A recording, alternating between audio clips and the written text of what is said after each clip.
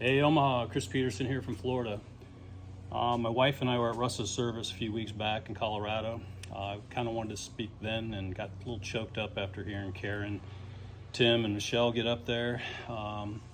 Dominic spoke some pretty powerful words via video, so I felt like that might be a better medium for me to talk today. Met Russ when I was 15 years old. We used to hang out at a place called Tornado Foosball on South 24th Street. Played foosball for hours, had the greatest times there. We had electronics class in high school. After high school, Russ invited me to come live with him in Kansas City. We went to MIT together to further our electronics education.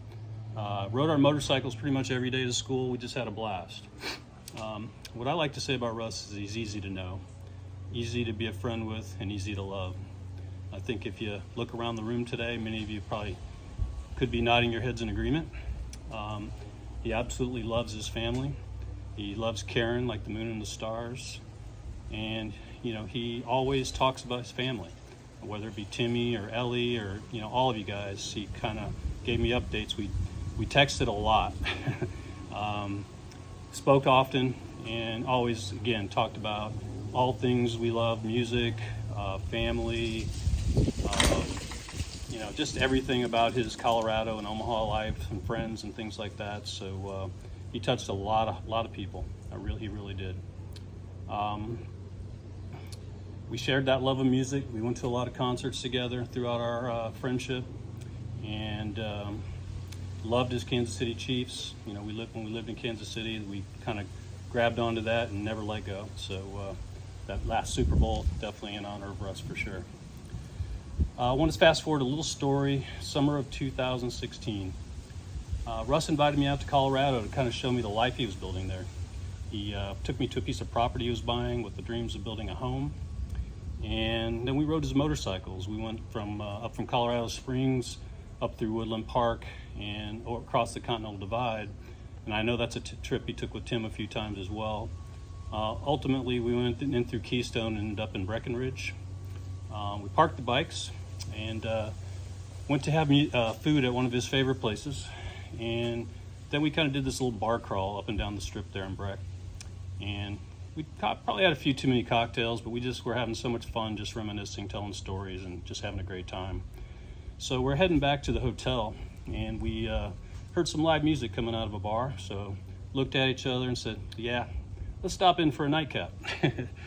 So we did, and we walk in the door. First thing we see wasn't the band. It was a foosball table. So we went to the bar, ordered our drinks, got some quarters, came out, slapped them on the table, and called next game.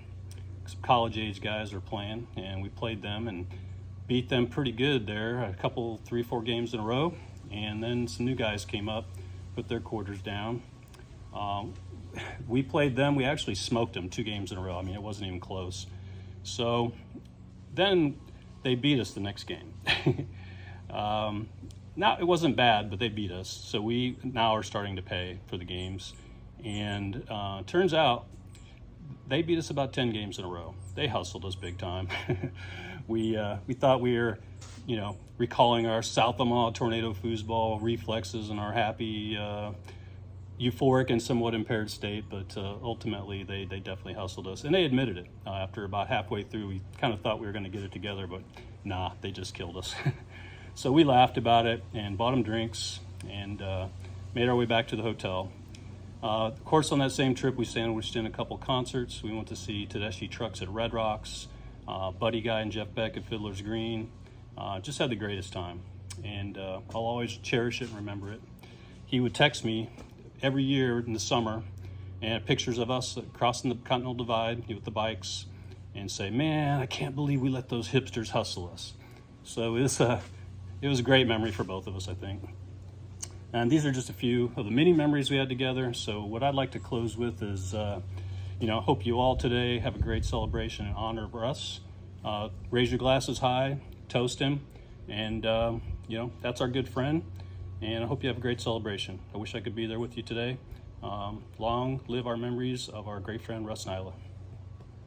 Thank you.